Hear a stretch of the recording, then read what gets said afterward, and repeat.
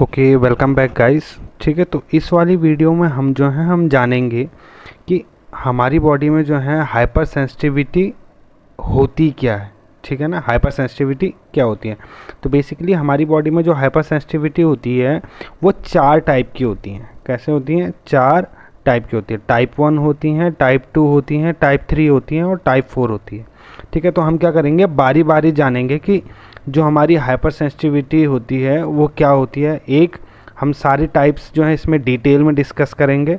I hope आपको इसके बाद इसमें जो है हाइपर सेंसिटिविटी में तो एटलीस्ट कोई दिक्कत नहीं आएगी। ठीक है ना।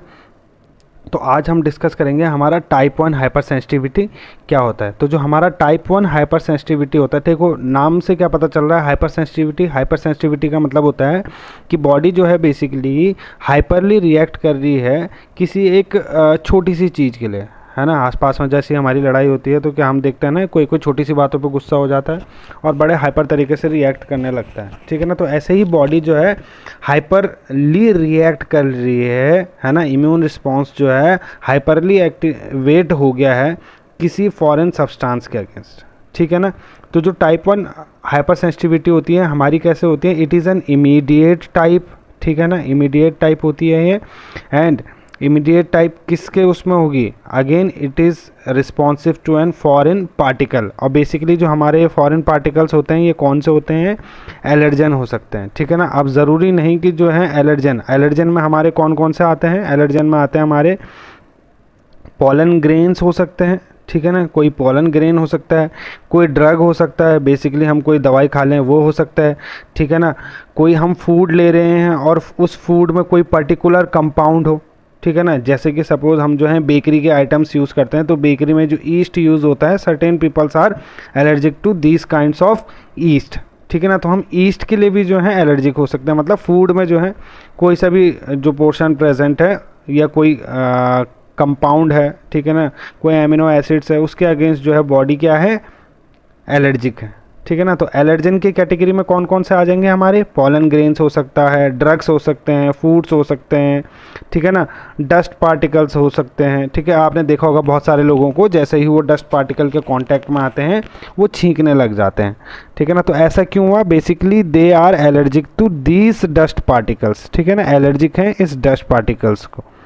और जो ये डस्ट पार्टिकल्स है ना जिनके अगेंस्ट ये एलर्जी हुई है, इन सबको हम क्या कह देंगे, हम एलर्जन कह देंगे। ठीक है ना। आई होप इतना आपको क्लियर हो गया होगा। नेक्स्ट इसमें हमारी जो एंटीबॉडीज़ रिलीज़ होती हैं ये बहुत ज़्यादा इम्पॉर्टेंट है। ठीक है ना। तो ये जो एंटीबॉडीज़ हमारी रिलीज़ होती हैं बेसिकली ये कौन सी होती हैं, आईजीई टाइप की इसमें एंटीबॉडी जो हैं रिलीज़ होती हैं। और ये वाली जो एंटीबॉडीज़ होती हैं बेसिकली ये कैसे होती हैं, इंक्रीज्ड, है ना। जब ऐसी जो टाइप फर्स्ट हाइपर सेंसिटिविटी होगी उसमें जो ये आईजी का काउंट या लेवल आप कह सकते हैं ब्लड लाइन में ये इंक्रीज होगा, बढ़ावा आएगा अगर हम इसके अगेंस्ट ब्लड टेस्ट लगाते हैं तो। ठीक है ना। तो बेसिकली चलो अब देखते हैं हम कि हाइपर सेंसिटिविटी में ऐसा क्या हुआ कि बॉडी जो है इतना हाइपरली रिएक्ट कर रही है। ठीक है ना। तो होता क्या है, पहली बार में कोई एलर्जन, और एलर्जन मैंने अभी अभी बताया हमारे एलर्जन कौन कौन से होते हैं, पॉलन ग्रेन्स हो सकता है, कोई ड्रग हो सकता है, कोई फूड से रिलेटेड कोई भी उसका कंपाउंड हो सकता है। अब यहाँ पे मैंने ईस्ट का एग्जांपल लिया है तो वो कुछ भी हो सकता है, किसी को मटर से एलर्जी होती है, किसी को मशरूम से एलर्जी होती है। ठीक है ना। तो अभी होगा क्या, ये एलर्जन जो है पहली बार में आएगा और बाइंड हो जाता है हमारे इस बी सेल्स के साथ। ठीक है ना। तो बेसिकली हमारा बी सेल्स जो है एक तरीके का एंटीजन प्रेजेंटिंग सेल्स है। ये क्या करेगा, इस एलर्जन को, जो एलर्जन है इस पे बाइंड हो जाएगा। मैंने बी सेल का जो है स्ट्रक्चर ऑलरेडी बता चुका हूँ मैं, तो वहाँ जाके आप उस पर जाके देख सकते हैं कि उसके पास उसके सरफेस पे कौन कौन सी एंटीबॉडीज़ होती हैं, मैंने वहाँ बताया हुआ है। एक आईजीएम होती हैं और नेक्स्ट टाइप आप वहाँ पर जाके देख सकते हैं। एलर्जन जो है इसके साथ बाइंड अप होता है, बाइंड अप होने के बाद जो है ये बी सेल के अंदर आता है। और बी सेल के पास क्योंकि MHC2 होता है, ठीक है ना, और MHC2 को कौन बनाता है, एंडोप्लाज्मिक रेटिकुलम बनाता है अगेन। और ये MHC2 क्या करता है, इस एलर्जन को शो कर देगा, किसको, टी हेल्पर सेल को।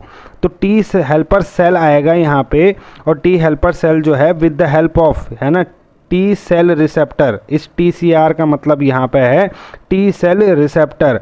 तो with the help of T cell receptor ये टी हेल्पर सेल क्या करेगा, इस किसको, इस एलर्जन को पहचानेगा, ठीक है ना। ये टी सेल रिसेप्टर इस एलर्जन को पहचानेगा, ठीक है ना। और ये CD4 सेल जो है इस MHC सेकेंड को पहचानेगा। जैसे ही CD4 इसको पहचानेगा ये पहला सिग्नल भेजेगा, पहला सिग्नल ऑफ एक्टिवेशन भेजेगा। ऐसे ही हमारे पास जो है सर्टेन टाइप ऑफ एक्टिवेशन आते हैं यहाँ पे, ठीक है। CD28 इसमें इन्वॉल्व होता है और ये भी मैं ऑलरेडी बता चुका हूँ अपनी प्रीवियस वीडियोस में, तो आप प्लीज़ वहाँ जाकर ये देख लीजिएगा, ठीक है। नेक्स्ट क्या होता है कि जैसे ही ये सिग्नल रिसीव्ड होता है तो टी हेल्पर सेल क्या हो जाता है, एक्टिवेट हो जाता है, ठीक है ना। इसे एक सिग्नल मिला है कि मुझे एक स्टिमुलेशन का इसे सिग्नल मिलता है और टी हेल्पर सेल बेसिकली क्या होता है, एक्टिवेट हो जाता है। और एक्टिवेट होने के बाद ये क्या करता है, हमारा IL-4 यानी कि इंटरल्यूकिन 4 और इंटरल्यूकिन 13 को क्या करता है, रिलीज़ करना स्टार्ट कर देता है या प्रोड्यूस करना स्टार्ट कर देता है, ठीक है ना। सॉरी, टी हेल्पर सेल क्या करेगा, इंटरल्यूकिन 4 और इंटरल्यूकिन 13 को जो है प्रोड्यूस करने लगेगा। और ये क्या करते हैं, ये सिग्नल्स करेंगे अदर, मतलब एक तरीके के सिग्नलिंग फैक्टर्स हैं ये, है ना। और ये कौन, इंटरल्यूकिन 4 और इंटरल्यूकिन 13 ये सिग्नल भेजेंगे किसको, बी सेल्स को। और ये बी सेल्स अगेन प्रोलिफरेट होंगे किस में, मेमोरी सेल में और प्लाज्मा सेल में। मेमोरी सेल्स का काम क्या होता है, इन फ्यूचर अगर ऐसे, है ना, इन फ्यूचर अगर ऐसे एलर्जन के साथ इसका कांटेक्ट दोबारा में आता है तो मेमोरी सेल जो है तुरंत एक्टिवेट हो जाएंगी और अपना काम करना स्टार्ट कर देंगी। वहीं पे जब बी सेल जो है एक तो मेमोरी सेल में प्रोलिफरेट हुआ था और एक प्लाज्मा सेल्स में प्रोलिफरेट हुआ था। जब प्लाज्मा सेल में प्रोलिफरेट हुआ तो बेसिकली हमारी बॉडी में जो प्लाज्मा होती हैं, इन प्लाज्मा सेल्स का काम होता है एंटीबॉडीज़ को बनाना। तो अभी अभी हमने ऊपर बात करी थी कि इसमें जो एंटीबॉडीज़ बनती हैं वो किस टाइप की एंटीबॉडीज़ बनती हैं, IgE टाइप की एंटीबॉडी बनती हैं। अब क्या होगा, ये प्लाज्मा सेल्स क्या करेंगी, IgE टाइप ऑफ एंटीबॉडीज़ को बनाएंगी और ये IgE टाइप ऑफ एंटीबॉडीज़ जो हैं कहाँ जाएंगी, बेसोफिल और मास्ट सेल के पास जाती हैं। अब भैया ये IgE एंटीबॉडी जो हैं बेसोफिल और मास्ट सेल के पास ही क्यों गई, ये इसलिए गई क्योंकि जो बेसोफिल और मास्ट सेल्स था इनके सेल के पास क्या होता है, रिसेप्टर होता है किसके लिए, IgE का। देखो ये मेरा मास्ट सेल है और इस मास्ट सेल के ऊपर क्या बना है, IgE बना है, ठीक है ना। तो ये जो मेरा मास्ट सेल है, इस मास्ट सेल के पास जो है एक रिसेप्टर है ना, ये रिसेप्टर है, FC रिसेप्टर है। और जो FC IgE का जो FC पोर्शन है ना, इस FC पोर्शन का रिसेप्टर किसके पास प्रेजेंट है, इस मास्ट सेल के पास प्रेजेंट है। अब जब ये IgE आया और मास्ट सेल पे चिपक गया with the help of these receptors, ठीक है ना। मैंने मास्ट सेल और बेसोफिल की भी जो है अलग से वीडियो बनाई हुई है, आप वहाँ पे जाके इसको एक बार चेकआउट कर सकते हैं। मैंने वहाँ पे भी जो है इसमें बताया हुआ है कि बेसोफिल के ऊपर रिसेप्टर्स होते हैं and how IgE basically get attach to it, ठीक है ना। बेसिकली एक तरीके की केमिकल सिग्नलिंग ही है इनके बीच में, क्योंकि बेसोफिल के पास जो है रिसेप्टर है इस IgE के लिए। तो ये IgE क्या करेगा, इस बेसोफिल के रिसेप्टर पर जाके चिपक जाएगा, क्योंकि इस रिसेप्टर के पास जाके वो चिपक चुका है, ठीक है ना। तो चिपकने के बाद क्या होगा, ये मास्ट सेल्स जो था मेरा, ये मास्ट सेल क्या हो जाएंगे, सेंसिटाइज हो जाएंगे, ठीक है ना। मास्ट सेल क्या हो जाएंगे मेरे, सेंसिटाइज हो जाएंगे। तो ये यहाँ से लेकर यहाँ तक सॉरी जो मास्ट सेल हैं, मास्ट सेल क्या हुआ, जहाँ तक सेंसिटाइज हो जाएगा।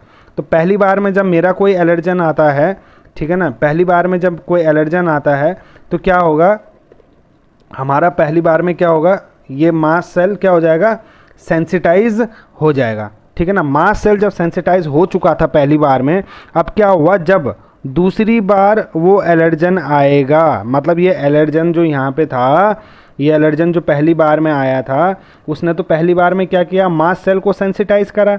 लेकिन जब वो जैसे ही दूसरी बार आएगा ना, तो दूसरी बार क्या करेगा, ये मास्ट सेल्स के साथ ये एलर्जन जुड़ जाएगा।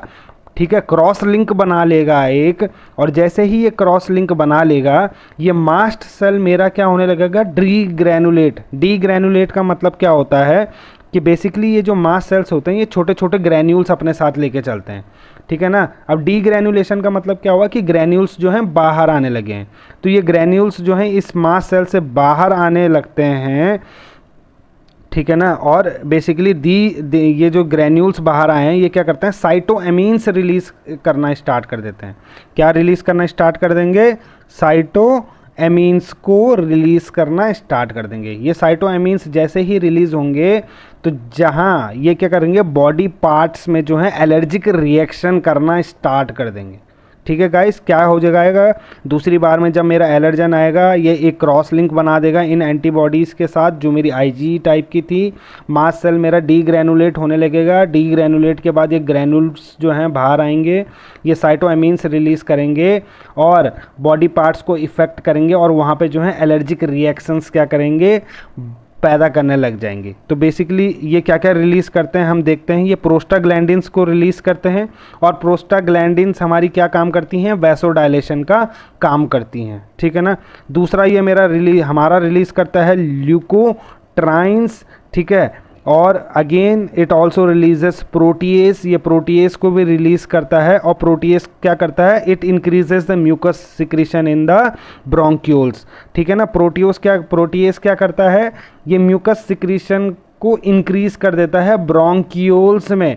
तो ब्रोंक्यूल्स में जब ये म्यूकस सिक्रीशन इंक्रीज़ हो जाएगा तो क्या होगा, सांस लेने में दिक्कत होगी, ठीक है ना। ऐसे बंदे आपने देखा होगा खांसने लगते हैं और हाँफने लगते हैं। नेक्स्ट जो है हिपेरिन भी रिलीज़ होगा और ये क्या करेगा, वैस्कुलर परमिएबिलिटी को इंक्रीज़ कर देगा। वहाँ पे सेल्स जो हैं और ज़्यादा आएंगे और उस परमिएबिलिटी के थ्रू अंदर जाएंगे, ठीक है ना। हिस्टामीन रिलीज़ होता है। हिस्टामीन का काम क्या है, ये वैसो डायलेट, यानी कि ब्लड एक तरीके का वैसो डायलेटर है ये, और ब्लड वेसल्स को जो है डायलेट कर देता है बेसिकली। और ये क्या कर देगा, ब्लड फ्लो को इंक्रीज कर देगा and also again it increases the vascular permeability, ठीक है ना। नेक्स्ट हमारी जो स्मूथ मसल्स हैं कहाँ पे, ब्रोंकाई और ब्रोंक्यूल्स पे, ये क्या करते हैं, ये पाथवे को जो है कॉन्ट्रैक्ट कर देते हैं। तो क्या होगा, आपने देखा होगा लोग जो है खांसी करने लगते हैं, तो क्या होगा वहाँ पे जो हमारी स्मूथ मसल्स थी ना, स्मूथ मसल्स जो हैं कॉन्ट्रैक्ट हो जाती हैं। हमारी ये ब्रोंकाई और ब्रोंक्यूल्स जो हैं इनका जो पाथवे था वो कॉन्ट्रैक्ट हो जाता है क्योंकि वो साइज रिड्यूस हो गया है। तो क्या होगा, सांस लेने में दिक्कत होगी और जो ब्रोंकस होगा वहाँ पे कंजेशन हो जाएगा। अब जब कंजेशन हो चुका है तो क्या होगा, खांसने में दिक्कत, सांस लेने में दिक्कत होगी, ठीक है ना। सांस लेने में दिक्कत होगी क्योंकि स्मूथ मसल्स का कॉन्ट्रैक्शन हो चुका है, पाथवे नैरो हो चुका है, और जब पाथवे नैरो हो चुका है तो सांस लेने में दिक्कत होगी। तो आपने देखा होगा जिन लोगों को एलर्जिक रिएक्शंस के सिम्टम्स आते हैं वो हाँफने लगते हैं जनरली, ठीक है ना। तो बेसिकली जो इसके, अगर इसको हम anaphylactic type of hyper sensitivity भी कहते हैं बेसिकली, ठीक है ना। और बात करें हम अगर इसके ट्रीटमेंट के बारे में, तो ट्रीटमेंट के लिए हम इसमें जो है एंटी हिस्टामिन दे देते हैं। क्या दे देते हैं हम, एंटी हिस्टामिन दे देते हैं and also some other drugs also, ठीक है ना। तो गाइस टाइप 1 हाइपर सेंसिटिविटी में बस इतना ही था, यही पोर्शन इसमें इम्पॉर्टेंट है।